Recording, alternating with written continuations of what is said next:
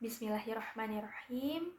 Assalamualaikum warahmatullahi wabarakatuh. Yang terhormat dosen pengampu mata kuliah Sejarah Pendidikan Islam, Bapak Dr. Andes Anna Salahuddin MPD. Pada kesempatan kali ini, kami dari kelompok 10 akan mempresentasikan materi mengenai pendidikan Islam di Indonesia pada masa kemerdekaan. Adapun anggota dari kelompok 10 yaitu Anida Sofia, saya sendiri, Dilanur Awalia, dan Elsa Sulistia. Pembahasan materi yang akan kami bahas yaitu yang pertama, sejarah pendidikan Islam pada masa Orde Lama. Yang kedua, pendidikan Islam pada masa Orde Baru. Yang ketiga, pendidikan Islam pada era reformasi. Dan yang keempat, kebijakan pendidikan Islam pada era reformasi. Baik, langsung saja. Di sini saya akan memaparkan materi mengenai sejarah pendidikan Islam pada masa Orde Lama. Pendidikan Islam di Indonesia mengalami pasang surut dalam masa perkembangannya, terutama pada masa kemerdekaan. Hal ini dikarenakan Indonesia mengalami masa penjajahan oleh beberapa negara kolonial sebelumnya. Perkembangan pendidikan Islam pada masa koloni Belanda saat itu mengalami banyak kesulitan. Hal itu disebabkan karena kebijakan-kebijakan Belanda yang membatasi pendidikan agama dan menitikberatkan pada sekolah-sekolah yang bermuatan umum saja. Setelah Belanda hengkang, Indonesia kembali dijajah oleh Jepang, yang keberadaannya membuat perubahan dalam masalah pendidikan Islam. Sikap Jepang terhadap pendidikan Islam ternyata lebih lunak, sehingga ruang gerak pendidikan Islam lebih berkembang dan bebas. Dikarenakan Jepang tidak begitu menghiraukan kepentingan agama. Yang terpenting bagi Jepang adalah mereka ingin memenangkan perang dan kalau perlu, para pemuka agama lebih diberikan keleluasaan dalam mengembangkan pendidikan. Ketika Perang Dunia II berlangsung, kedudukan Jepang semakin terjepit yang akhirnya Jepang mulai menekan dan menjalankan kekerasan terhadap rakyat Indonesia. Hal tersebut juga berakibat kepada pendidikan Islam di Indonesia yang mengalami kemerosotan dan kemunduran karena ketatnya pengaruh indoktrinasi serta disiplin mati akibat pendidikan militerisme fasisme Jepang. Perkembangan pendidikan Islam di Indonesia masa Orde Lama berkaitan erat dengan peran Departemen Agama yang mulai resmi berdiri pada 3 Januari tahun 1946. Lembaga ini secara intensif memperjuangkan politik pendidikan Islam di Indonesia. Pada masa Orde Lama, diberikan batasan kesempatan untuk memperoleh pendidikan. Hal ini disebabkan perbedaan agama, sosial, ekonomi, dan golongan yang di masyarakat tidak dikenal lagi. Dengan demikian, setiap anak Indonesia dapat memilih kemana akan belajar sesuai dengan kemampuan, bakat, dan minatnya.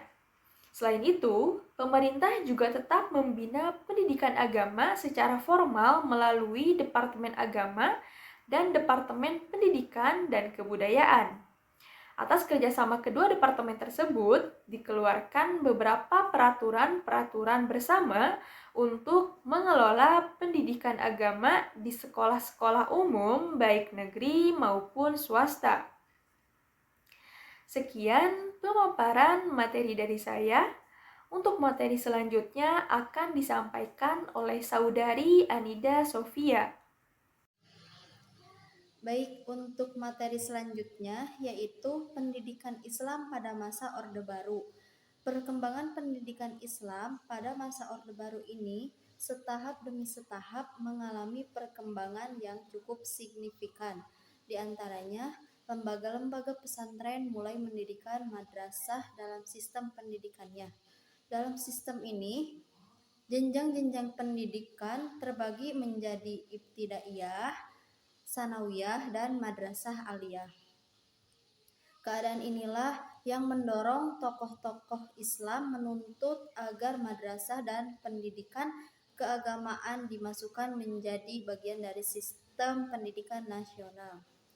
Pada masa Orde Baru, pemerintah melakukan pembinaan terhadap pesantren melalui proyek pembangunan 5 tahun atau dapat disingkat yaitu PELITA. Dana pembinaan pesantren diperoleh dari pemerintahan terkait dari pemerintahan pusat hingga daerah. Yang ketiga ada pendidikan Islam pada masa era reformasi. Pengertian reformasi. Secara harfiah, reformasi adalah membentuk atau menata kembali, yakni mengatur dan menertibkan sesuatu yang kacau balau, yang di dalamnya terdapat kegiatan menambah, mengganti, mengurangi, dan memperbaharui. Adapun dalam arti yang lazim di Indonesia, era reformasi adalah masa pemerintahan yang dimulai setelah jatuhnya pemerintahan Orde Baru pada tahun 1998 oleh sebuah gerakan massa yang sudah tidak terbendung dari sejak tahun itu sampai dengan sekarang disebut dengan era reformasi. Sejarah pendidikan Islam pada era reformasi. Dalam bidang pendidikan, Kabinet Reformasi salah satunya melanjutkan program wajib belajar 9 tahun yang sudah dimulai sejak tahun 1994 serta melakukan perbaikan sistem pendidikan agar lebih demokratis. Tugas jangka pendek Kabinet Reformasi yang paling pokok adalah bagaimana cara menjaga agar tingkat partisipasi pendidikan masyarakat tetap tinggi dan tidak banyak yang mengalami putus sekolah. Yang harus disadarinya adalah lembaga pendidikan Islam memiliki potensi yang sangat besar bagi jalannya pembangunan di negeri ini. Terlepas dari berbagai anggapan tentang pendidikan yang ada sekarang, harus diingat bahwa pendidikan Islam di Indonesia telah melahirkan putra-putri bangsa yang berkualitas. Baik, untuk materi yang terakhir akan disampaikan oleh teman saya yaitu Elsa Sulistia. Kepadanya saya persilahkan. Baik, selanjutnya saya akan memaparkan materi tentang keadaan pendidikan Islam di zaman era reformasi. Yang pertama yaitu kebijakan pemantapan pendidikan Islam sebagian dari pendidikan nasional. Kemudian yang kedua yaitu kebijakan tentang peningkatan anggaran pendidikan Islam. Yang ketiga yaitu kebijakan sertifikasi guru dan dosen bagi semua guru dan dosen, baik yang di negeri maupun swasta, baik guru umum maupun guru agama, baik guru yang berada di bawah Kementerian Nasional maupun guru yang berada di bawah naungan Kementerian Agama. Yang keempat yaitu tentang kebijakan mengubah nomenklatur dan sifat madrasah menjadi sekolah umum yang berciri khas keagamaan. Kemudian materi selanjutnya yaitu kebijakan pendidikan Islam pada era reformasi. Pada era reformasi, pemerintah RI mengeluarkan sebuah undang-undang Sisdiknas nomor 20 tahun 2003 sebagai pengganti Undang-Undang nomor 2 tahun 1989. Dari undang-undang tersebut diketahui bahwa setiap siswa berhak memperoleh pengajaran agama oleh guru seagamanya. Selain itu juga, undang-undang ini berisi tentang pengakuan bahwa pendidikan yang terselenggara di pesantren setara dengan pendidikan formal yang diselenggarakan di sekolah-sekolah umum. Umat Islam merasa bersyukur karena pendidikan Islam kini mulai diakui dalam sistem pendidikan nasional.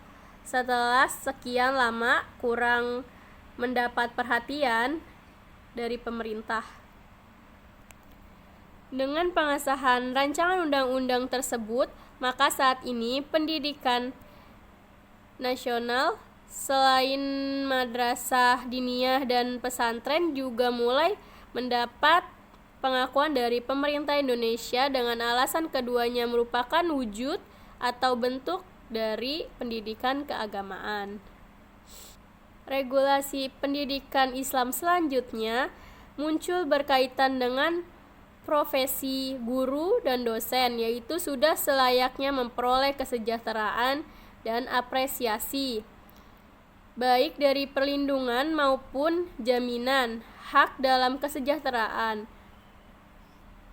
Peraturan tersebut termuat dalam Undang-Undang Republik Indonesia Nomor 14 Tahun 2005.